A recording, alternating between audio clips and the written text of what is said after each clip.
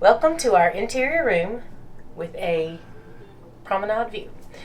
Now when I booked this, I was just trying to do something somewhat inexpensive, so I booked us in a interior room guarantee, which means we don't even know what room is until a few days before the cruise. About a week ago we get an email about leveling up if you want to bid on a higher category. So we put in a bid for a interior promenade view. They granted it, so we're excited because now we have a window.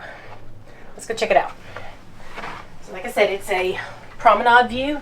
So we're looking down on the Royal Promenade. I believe right below us is the pizza place, which is nice. We're only 2 floors up from the Royal Promenade. There's several bars. There's the coffee shop, the pizza place, and nice central location. I like this view. At night it'll get crazy and wild. It'll be fun to people watch.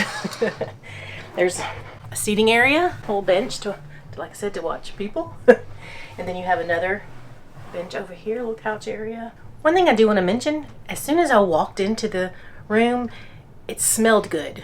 That's not something I notice ever on a cruise ship when I walk into the stateroom, but it's gentle. It's nothing overpowering, but maybe a little floral or something. It's in the bathroom and in the room. It just really smells nice. I mean, I just liked it when I walked in.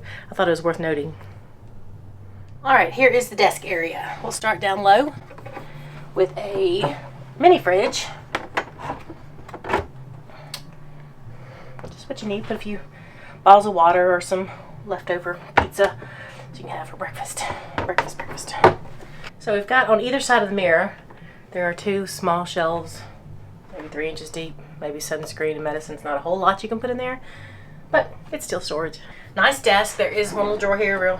Basically all it is the hairdryer. Got that.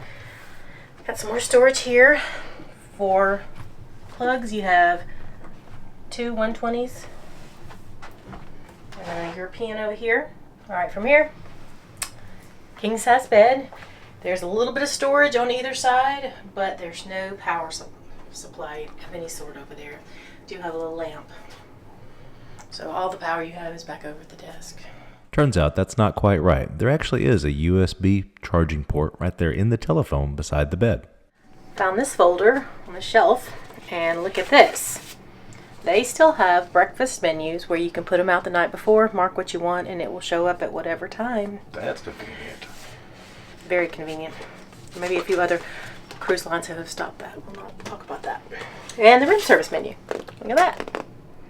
I think continental breakfast in the morning is included, and then the rest is a $7.95. I think it's $7.95. We'll have to check that to make sure.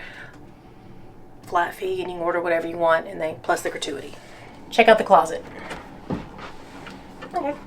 You got a bar up top, and you've got also some bars. Let's go ahead and open this.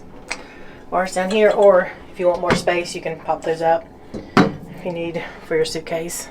They do provide hangers, and then you've got several shelves. I think we can move these around maybe so you can have more shelf space. It's not a bad closet. So the restroom in the stateroom, of course, it's kind of small, but it's okay sized. There's some storage to be found over here. That's pretty handy, but only on the one side. The highlight is going to have to be, of course, this little pod shower. It's kind of small, but at least it has a door, so I like that. All right, that is an interior promenade view on the Royal Caribbean Freedom of the Seas. Room 7259 on the Freedom of the Seas. You get waterboarded in the shower. I don't know if it's just ours or what, but that was crazy.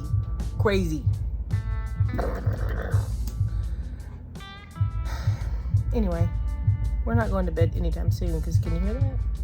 There's nibbles. But